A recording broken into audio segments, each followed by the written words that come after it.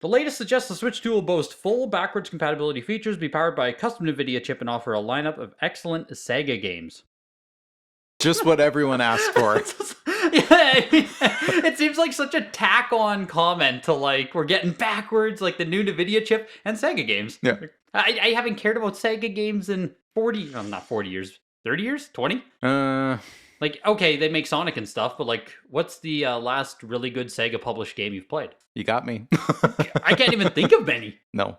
Like, they have their Sonic games still, but, like, I know they've published other stuff, but, like, Binary Domain?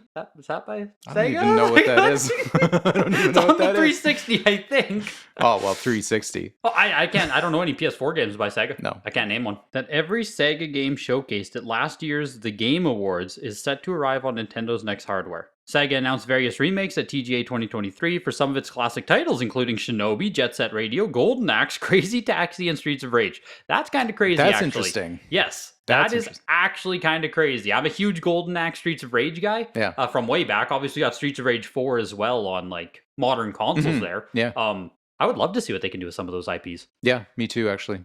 Yeah, because they're just, like, classic fun games. I mean, they're still fun games. Yeah, but, like, Jet Set, has that had anything since the original Xbox? No, I don't think so. Crazy Taxi is what, Dreamcast? Like, they might have small things, but I don't think they had home console releases. Yeah. If I'm not mistaken. Yeah, honestly, I think if Sega focuses like Nintendo, like that, just in fun games, good gameplay, I think they could maybe make an interesting resurgence. No, 100%. I like, you know, Sega, like, obviously Sonic, but then they started publishing these weird, almost shooter type games. Like Vanquish might have been Sega as well, if you're familiar with that one on 360. Vaguely. It just, they went down a route of being like, not a AAA publisher, but like making real games, quote unquote. And I don't know if it's their strong suit versus just leveraging what they already have, being a fun company with IPs that are already proven. They're fun. Do what Nintendo does, like you said. Yeah. Bring these games forward. There's games. clearly a market for revamped classic games. Yeah. You know, I don't think you can put a timestamp on gameplay at the end of the day. So. And as more of these AAA and quadruple A, if you saw that with... I was just going to ask you about that. What do you think about this? The quadruple A pirate game you can't even have a sword fight in. What was their rationale for quadruple? What was the... A CEO boasting. Okay. Wait, is it just like the amount of money they spent? Like, what makes it a quad it's been in development for 10 years. Man, that sucks. And God, like, that IGN sucks. gave it a 7. Hey, you know, we were going to launch. play it. Me and a buddy were going to play it. And then my buddy's like, dude, I don't even think you can get off your ship. I'm like, done. No more. I mean, I my mind immediately went back to like Sid Meier's Pirates on, I don't even know what year that would have been. Original Xbox, maybe 2004. I can't remember if you can get off your ship on that one. But I didn't expect it. No. Yeah, I didn't expect it. It's a Sid Meier's game. Yes. You know what you're getting into. And it's 20 years ago. I wasn't getting off my ship. Yeah. I don't know. For a modern game, especially if they're going to boast quad A, it just seems... It sucks, too, because I was getting bombarded by ads on Twitch, and they were using, like, the Tallyman song, and I was like, oh, yeah, like, this seems cool, you know? It's all marketing. Dead on release, man. Dead on arrival. Like, literally, you look... I looked on Twitter. I rarely look on Twitter. And I saw, like, an Ubisoft, company photo, like, for the release. And literally every comment is just trashing it. I'm like, oh, man... If I were there, I would have like hidden the back, duck. What was the other one? Was supposed to be another big online service game, like not a standalone. It was the Suicide Squad game. Like that was supposed to be something that lasts for years. Dead on arrival. Dead. Like I think I saw the player base was like under 1,000 or under 100 already. Like insanely bad numbers. And what a fall from the Arkham games. Yes. To Suicide Squad, like legendary games. Again, I was excited. I was getting all the ads. I'm a sucker. I watch the ads, man. Like I'm on Twitch all the time, so like you get the unskippables. It's like, let's see what's you know. Well, at least they're good ads. You're not like watching some like Preparation H ad on YouTube or something. That's what I mean. You get like very, like they suck still, but at least they're tailored. They know I'm a gamer sitting here watching someone game. So I get gaming ads, but it looked fun. And then you have Helldivers too coming in and just blowing away all these like full-blown studios. Was Helldivers 2 a huge release? Or is this coming from a smaller studio? It's a smaller studio. Jesus. that's Yeah, and a $50 game, $50 Canadian game. Well, that's like 40 less, $37.99 US. Like it's super affordable. Yeah, and I haven't played it yet, but the consensus seems like live service game done right. Okay, which is interesting. Yeah, I mean they can be, and it's a radical departure from the first game, which was like a top-down style. How many years ago was Helldivers? Because I didn't even play the first game. Yeah, okay, neither did I. Yeah. To me, it was a brand new IP with number 2 on the side, and everyone's playing it. Yeah. Like, what are we? What is this? What is this game? Yeah, and now everyone's they're interested in Starship Troopers again, which is fun. Really? Yeah, because it's like humans versus like giant bugs. So, yeah, naturally you think of the Paul Verhoeven. But welcome into Greg's Weekend Rental Podcast. I, of course, am Greg here, joined by Jeremy. Yo. The big rumor here, we're talking about all these AAA games failing, and it's wild to me, really. But Switch 2, dubbed Switch 2. Yeah. Are we going to get backwards compatibility? That's the big thing swirling, or was, I guess, last week. Yeah.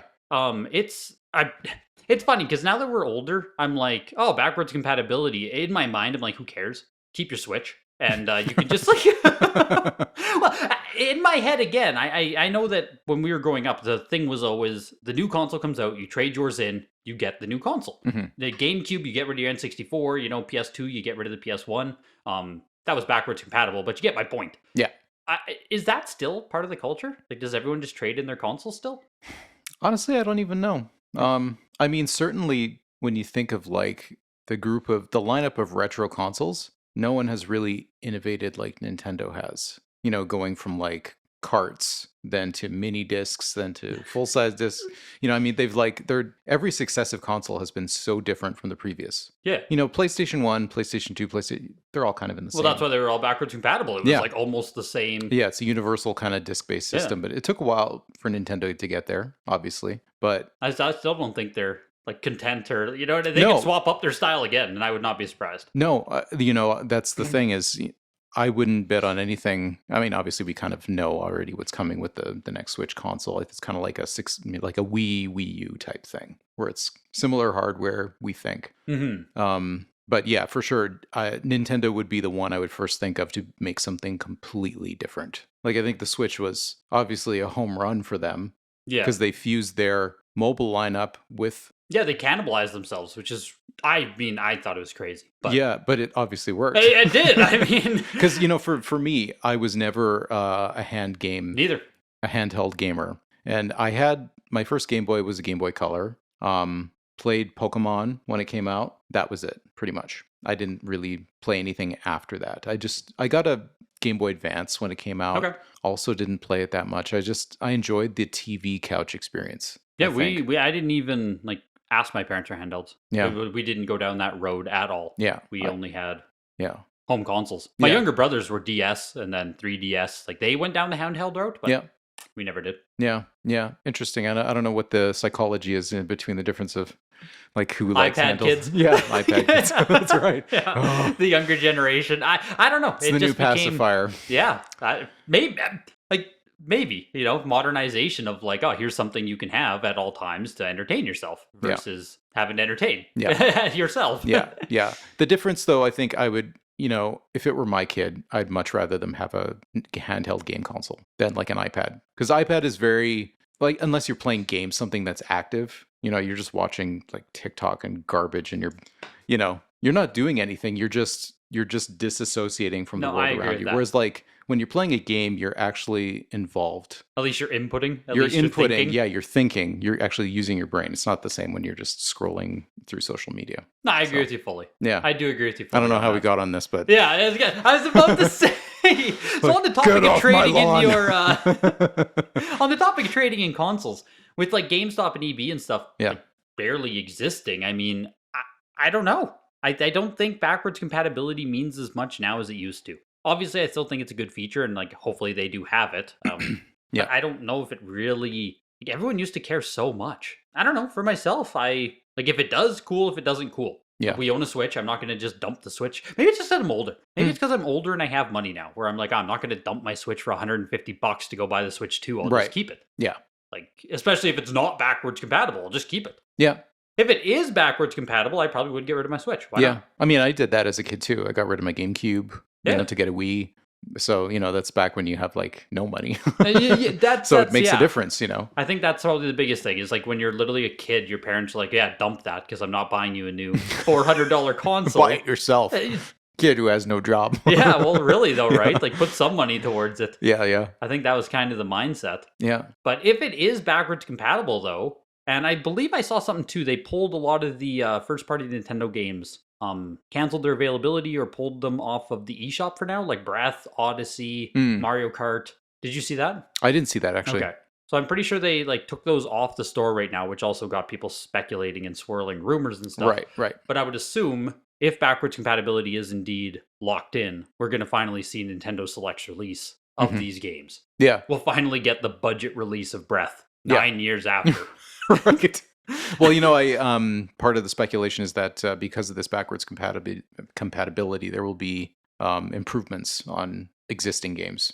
In what way? So, like when you play Breath of the Wild on the new Switch, it will have graphical updates. It'll be able to run higher frame rate, whatever, because of the processing power. That'd actually be awesome. Yeah. Well, I think that's why I'm kind of excited that it's actually backwards compatible. And if they do re-release these games, then like it'd be maybe they do already, but it'd be nice to get like full on cartridge, fully updated. Like this is the last patch of the game or whatever. The definitive version Like, physically. Yes, exactly. A physical release of that instead of where you can plug it in and not have to download a giant update day one. I mean, Nintendo doesn't really do that, but they have obviously updated a lot of their first party games. Just over the last 7 years. Some of these games are like, I joked about 9 years for Breath, but like 2017, I think. Yeah. We're on like year 7. Yeah. Well, I remember playing Breath of the Wild on launch and it having some stutter issues. Oh, and then they patched it, like a couple weeks after. I'm pretty sure Tears on week 1 was terrible. Not terrible, but you know what I mean. Frame rate issues for Tears of the Kingdom. I don't actually remember much of that, but yeah, probably. Yeah. You're a liar, Greg. That did not. You're a liar. That didn't. That didn't happen. I played it on launch. I know. Yeah, that did not happen. No, definitely because my roommate at the time had a Wii U, and he bought the Wii U version. So we were comparing the Wii U and Switch releases of Breath of the Wild when they came out, and for sure Wii U was plagued with a lot of issues that never got fixed. But the Switch version, got quality of life improvements and helped a lot. That's awesome. Yeah. Like, and it's like if it is again backwards compatible and all this stuff does move forward another generation, we're going to be talking about like 10 to 15 years of what's the word? Like having them built into the consoles. Like everyone knows about Breath. 15 years of people buying it, playing it. Like 2 generations will go through Odyssey, Breath, Mario Kart, Smash. Yeah. Like these games are going to be very, very... The longevity of the game is going to be insane. Yeah. So from a collecting perspective, like you're going to have kids from age, I don't even know, like 5 through 20 who are like playing and experiencing these games. Yeah. Not even just childhood. It's like you might still be playing Smash Ultimate from your age 7 to 17. Yeah. That's crazy. It is possible. So... Interesting question. Do you think Switch 2, whatever it's going to be called, will have a Wii U problem? Where it's better than the Wii in every way, except it can't play GameCube games, but kind of underperformed. I really... If they call it Switch 2, no. Like, if they just, like, give it an actual, like, a 2. I think you gotta use a 2. Because it's like, even if you call it like the Switch Nexus or the Switch like something. The Switch something, yeah. Yeah, it just, I think you run into the Xbox issue, where now, as me, an old man, I don't know what the new Xbox is. Yeah. It's like a Series X1. Like, I don't know anymore. Yeah. Which one's the new one? 1X or Series X? Like, no, like seriously though. I don't know what they were thinking of marketing. So when you go down that road of Xbox there, not just using a 2. Yeah. Like Sony never messed with us. No. I know what the new 1, Sony is. 2, well, not 1, but 2, 3, 4. And it seems dumb, but it's like, it works. I need that. Yeah. Then release a Pro or the OLED or whatever. But like, if you're doing your next console, you better be damn clear about it. Yeah. If that is the next one that you're actually supposed to buy. Yeah. But actually, Nintendo being Nintendo, they are the most innovative out of all the console generations. So... it could be something completely different. I mean, obviously, we have rumors and reports now from pretty reliable sources that it's going to be a Switch successor. Yeah. not going to be a completely new idea. It should be still take it off. You have your Joy-Cons. Yeah, you're still going to have your carts. Maybe it'll be like a DS 3DS thing where the carts are slightly different shape, but are They bring back the 3DS slider. yeah, that's right. Yeah, who knows? I'm sure at the very least the carts will have bigger capacity storage, so you'll be able to fit bigger games and all that. Because what are the Switch right now? 16 gigs, 14 gigs. It's comical, to be honest. yeah. So obviously, I think they'll need bigger storage capacity. But then we talked about this in our digital future, where I think their direction for that is really largely determined by the storage capacity of the console. So like if the Switch 2 only has 120 gigabytes of storage, obviously they're not preparing you for a digital future. What are you going to store with that? 5 games? Not even? Well, my brother was literally just talking about that with his PS5 even the other night. Yeah. Because we downloaded the Silent Hill short letter, if you're familiar. So we played through that, and it was like, I think 15 gig download. Mhm. But then as soon as we're done, he's like, "Okay, get this off the console." Because if he wants to download something else, like his space is limited. Yeah. And it's like you have I'm Spider-Man always having to delete crap. Yeah, and So- that sucks. It's weird. Yeah. So undoubtedly that will get pumped. Like, Yeah, but pumped. that's really what you're paying for a lot of the time is the storage capacity, especially in SSD.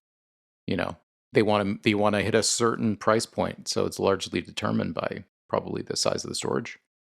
It is a modern issue. Like that is a modern problem we have right now. The Yeah. storage Yeah. and downloads and Which is why I appreciate physical carts, because you just I agree. no install at all. I agree. This is so handy. It almost feels like Nintendo will be the ones to innovate in some certain way Yeah. to like make, data or whatever it is, or their games not require you to patch or download or install. Mhm. Because even Because even that to, is annoying when you have a physical PS5 game and you still have to sit through an install. You Oh might as yeah, well there's be no such downloading thing it. as sitting down and playing. Like Yeah. absolutely not. Yeah. The disc like saves you sometime, but not, not the full thing. Yeah. And if digital store sales are going to be pushed, it's near impossible. I just think that Switch collecting in general, moving forward, if we do get backwards compatible, will be like, it'll be everything. Like, I'm not a huge Switch guy. I mean, I'm old at this point. I like it, but you know what I mean? It's not my childhood console. It'll never be the most nostalgic thing for me. Yeah. But 20 years from now, man, I think Switch collecting will be crazy. Yeah. Like, prices that right now we probably can't even realistically, like, Switch games won't be expensive. I think they will be. I think there will be grails to the level of like Sculptor's Cut on N64. Grails to Big the talk. level of like Little Samson. I genuinely, yeah. Yeah. I don't know what the heck it's going to be. Will I it- knew, I'd be rich. But Although, like, is it factored by amounts of copies on the market or condition? I think with how Switch is, it is actually going to go down kind of the weird route. Okay. Where like the most valuable stuff is going to be some of the very obscure, very like maybe not LRG stuff, but anything where it's like, man, that actually got 0 release. That's a good game. And people are curious about it. Yeah. I think that's where 3DS is at right now. That some of the most expensive games are just like obscure releases hmm that are like pretty solid games, Yeah. but no one had them, no one played them, and they're $500 now. Yeah. Or Barbie, which is freaking like multiple thousand. Right. Like that alone, I think Barbie is the perfect example of why Switch collecting will get to a stupid point in the future. Just what can happen. Everyone loves 3DS. Yeah. So when you have people, Although, is that deep- also fueled by the movie release, do you think? No, it's been a $1,000 cartridge, multiple thousand CIB for a long time. Okay. Interesting. So if people are willing to shill out for a they're shilling the Barbie game. Well, that could be possible. It could be possible. But if people are willing to shell out that much money for Barbie, like I think the future, anything could happen to Switch. There's some cases I think where there will be limited releases of games, but there'll probably still be guys sitting on factory cases of things, and all it takes is like a few extra copies to sync those kinds of things. Yeah, it's Depending on interesting. the collector community, like the population of the community. Yeah, you're probably right that there always will be some people getting cases, sitting on cases. A case being 12 or 24 copies of the game. Yeah, Like literally, which just is a lot. Yeah, Like, it is. when we're talking like rare games, like that's a lot to flood into a population. Yes, you look at something like Poop Slinger, which I hate saying. I just hate talking about the game in general. Whatever you do in your private time is your business. The troll job one, like, Yeah. oh, I hate it. But Yeah. you look at that game on PS4, And I think the rumor right now is 84 copies circulating. Hmm. So if you look at something like that, yeah, 24, or if any supply of that game is found, the price will plummet. Yeah. Like, Because it really, doesn't who take wants much. to buy a game called Straight Poop up, Slinger? who wants it, right? Yeah. So the supply has to be so freaking low that it's like, oh man, like I will meme this because it's so rare. Yeah. But as soon as any of that rarity falls, who wants to own a game called Poop Slinger? Yeah, that's completely You right. don't. You just There's don't. no reason to own that game, really. Exactly. Zero, like literally zero. You can't even, at least Barbie, it's like funny, you can talk about it. Like, I don't know, the other one seems embarrassing. Yeah. Yeah. Embarrassing to have on display. Yeah. Kind of just look like an idiot. Yeah. I guess you do with Barbie too. I don't know. Maybe I'm just like coping. I don't know. Your room could use some pink in here. Yeah, you do know? I need like more kids games there? I Yeah. should put my strawberry shortcake on display. That's right. Yeah. Yeah, maybe. Yeah. Well, I mean, speaking of modern rare games, Helldivers 2 Yes. is a really crazy limited print. Like, I was in GameStop not long ago, and the guy was like, "Yeah, we didn't get any in, like one copy. Really? No For the entire pre-order store? No pre-order codes. Oh my gosh. Was Helldivers supposed to be a big release? No, I don't think. I mean, digitally maybe, but it's more of a, I guess you'd call it a budget title. It's, Okay. it's like a $50 Like, this wasn't Canadian game. like, oh my god, it's coming. Like, I No, didn't it just kind miss of it. like flew in. I think it kind of surprised everyone, really, Yeah. how fun it actually was. Kind of just like snuck in there, and then by the time people realized it was a good game, there's no copies. Yes, see, that's super interesting. That's Yeah. when it could be like what I was talking about with Switch, where you get something like Helldivers here, a Mhm. brand new release that no one's really, it's not on radars. Yeah. People aren't thinking to buy cases of this because who cares? Like, Yeah. it's a normal release, not a like known big thing. Mhm. A game like that can definitely. What's it selling for already? You say it's limited here. I mean, I've seen copies go for close to 90 US. Some for less. I mean, Actually nuts. It's all over the place. Yeah. That's nuts for a brand new release. Yeah. What? Intergrade, FF7 Intergrade. Yeah, the PS5 version. Super freaking expensive as well. Speaking of, I think that's like 100 US now. Yeah. It's I- nuts. Because they had like, I honestly and that remember. was a big release. Yeah, well, it originally came out on PS4, right? Like, it wasn't a Mhm. PS5 exclusive or era Yes. game. Yeah. So I remember when they kind of switched it all to Intergrade. I think I'd bought it digitally during the pandemic, FF4 on PS4. And I remember when the Intergrade stuff came out, I was like, what is this? Like, I don't even understand what's different. Talking about naming conventions. Yeah, Like, yeah. Well, it's like the Switch Intergrade. what makes it different? I don't Yeah. know. And then you couldn't like buy one, and your vision didn't work anymore. I was so confused. But yeah, so it came out, I guess, in sort of a limited window. This Intergrade on the PS5 version before it's mostly digital now, and they didn't do a huge print run of it. So Yeah, it's the thing that always scares me is like a lot of people chase this stuff, right? That's Yeah. like modern speculation. You go for it, it Yeah. gets released. I can think of there was a shark game on PS4 that Like- people were like super limited. Like, go grab this. Is like Man Eater or something? Oh yeah, yeah, Frick, does that Yeah. ring a bell? yeah. That was supposed to be like, people were buzzing online like, oh, it's not at my local store. And people are like, my Walmart has 7 of them. So there's like this big disconnect between supply and stuff. But as soon as the rumor mill starts going, it starts going. Yeah. But with these, because these are like PS5 games, Square Enix especially, like they could reprint Intergrade. Mhm. 100%. Oh yeah, They can just print more Helldiver now that there's supply. Like, Yeah. that is 100%. yeah. And probably you won't even be able to tell which print is which. No, 100%. Yeah. Like, I doubt they would. There's maybe you'd get lucky and you can be like, oh, that is a first print right there. Yeah, But then you also run into the thing of, okay, if we're looking at a small text variant on a PS5 game, how many people are going to care? We were looking at the price of Amiibo prior, and like Marth Amiibo has a definitive first print. Mhm. It doesn't really do much. no, Like, you can get a Marth Amiibo still for like $40-50. Yeah. So, or less. yeah, or less. Yeah. And that, again, that's a definitive first print 10 years after the fact. Yeah. And Amiibo is freaking huge. So if we're talking about, Helldivers, and on the back it says 2024 instead of 2023, are people going to care? Yeah, true enough. Just So- kind of, I think, adding the supply in the first place will mess with the value for sure. Oh, Although, 100%. like when you look at something like Fire Emblem Radiant Dawn Mhm. on Wii, which had a very limited first print run Yep. in 07, and then was later reprinted in 2011. Yeah, something like that. Yeah, so I think the first print does fetch quite a premium compared to those, but you can easily tell Factory on the back. sealed, it does. Yeah, factory sealed. But even just CIB, no.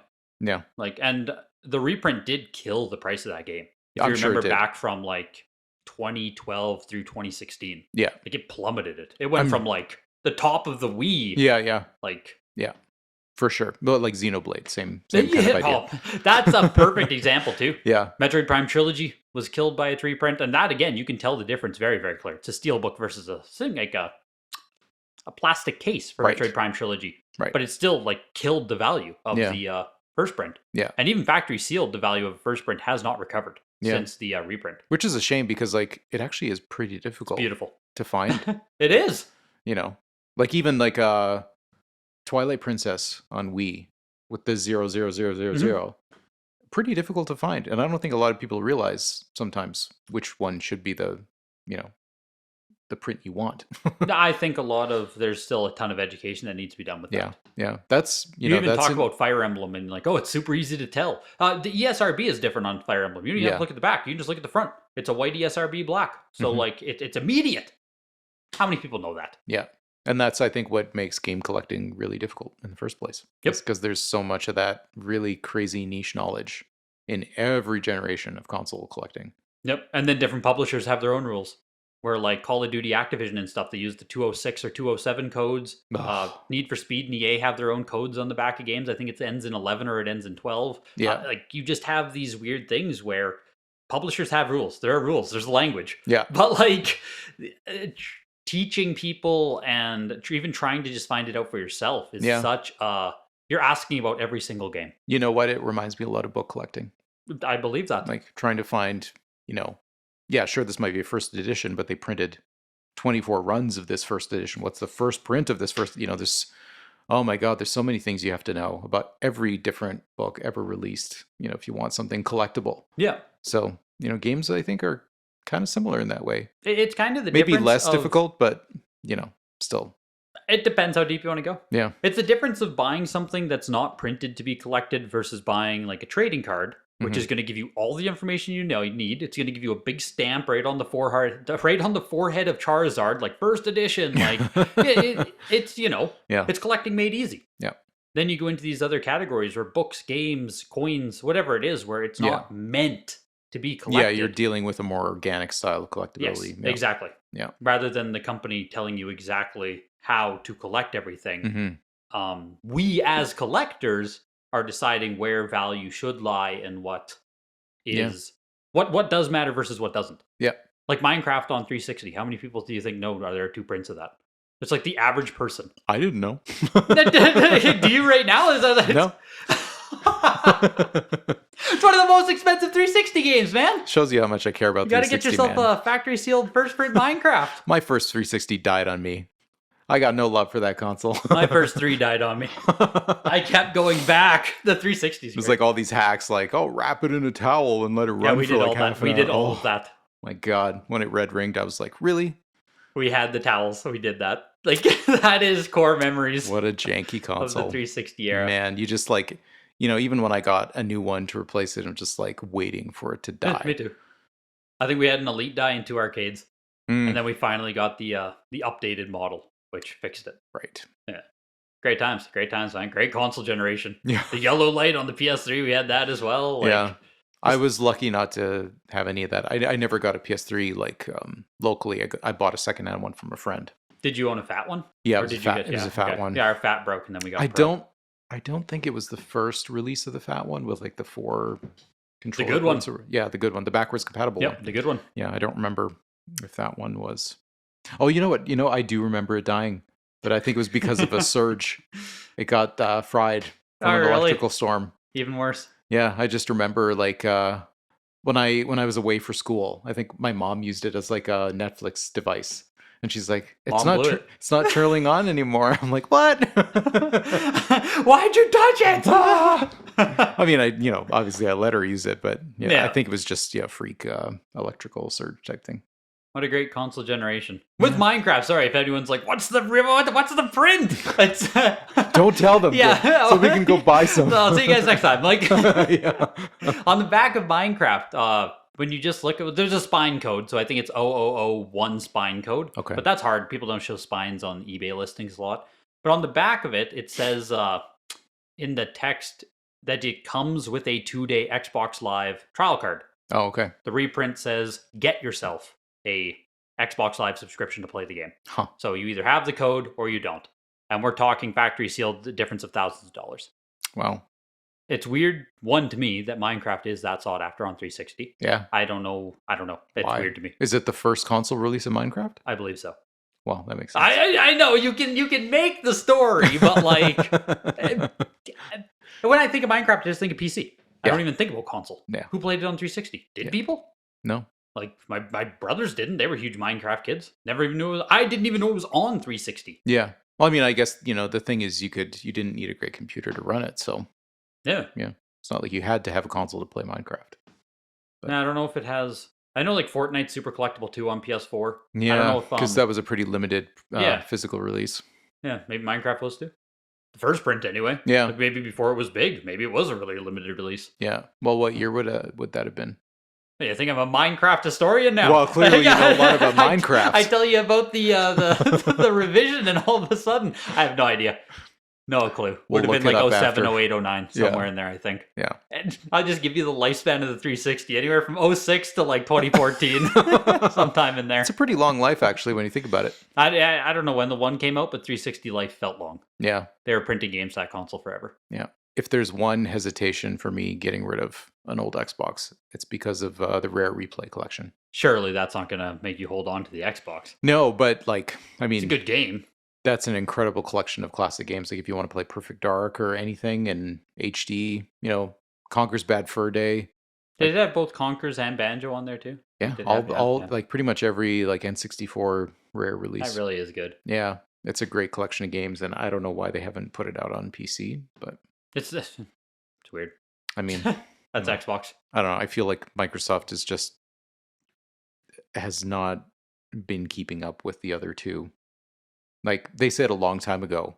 I don't remember who said it, but they weren't focused on console exclusives. Oh yeah, no. I'm like, they well, made that then very prepare clear. for your console to die. I don't think they're prepared. I was gonna say I don't think they're even focused on consoles. I think they're focused on Game Pass. They're focused on online streaming gamings. Yeah. That's it. Which is stupid. I don't hold anything for Xbox anymore. It's like, No, like I'll get an Xbox subscription in 2030, and I'll just like stream games or something. I Yeah, don't know. Steam has infinitely better selection, and it's like, why? Yeah, I know. That feels weird. Like to be competing with that. I looked through the Game Pass store on my PC, and I'm like, okay, Oh, without exclusives, like you said, what do I care? I'll Yeah. go to Steam. close, go to Steam. Like as soon as you get away from a console, Yeah. I don't need a console if there aren't exclusives. No, I don't own a PS5 for a reason. There's not No. enough for me to do on it. yeah. So I don't know if it's in their grand design to kind of phase out their consoles, but they're sure doing a good job of it. And now for the greatest segment of the entire show, our fan mail questions. If you guys are watching on the YouTube, make sure to leave some comments down below. If you're on the Discord, go into there, leave some questions. We're always happy to answer them on the show. What do you got for us today, Jeremy? All right, so we got a question from Esoteric Arcade. Okay. They say, okay, I got one. Independent video game stores look different today than 15 to 20 years ago, with many of the desirable CIB games now behind glass. Will the stores look even more different 15 years from now? That's interesting. Yeah. Yeah, you go into the retro game store experience, and it's kind of like you see your walls of modern, and then you have your display cases. And it's like anything valued over even like $30, it seems now, is thrown in a display case. Mm, It's fun because it almost feels like a museum tour yeah. when you go to an old game store now. Mhm. And I like that. Yeah. But I don't know, I haven't bought from a game store in so long. Well, where can you? Well, we don't have them. Yeah, that's a good point. But There's nothing worth talking about here. I just mean when you go into one though, and it's like Yeah. everything's behind glass and Oh, for sure. When everything's special, it's like when I lived in Winnipeg, I'd go to PNP games, and they had all their nice games were they behind priced glass. competitively, Um, or was it like I'm paying a massive game store premium right now? no, there was some. just because of the way they priced everything, there was some leeway in terms of condition. Okay. So they generally had a single price for a CAB game, no matter what condition it was in, as long as it was complete. Yep. So the way you could kind of scrounge ahead was if you found something really nice. Mm-hmm. So that was kind of a good way to do it. And sometimes they had a buy two get one free deal.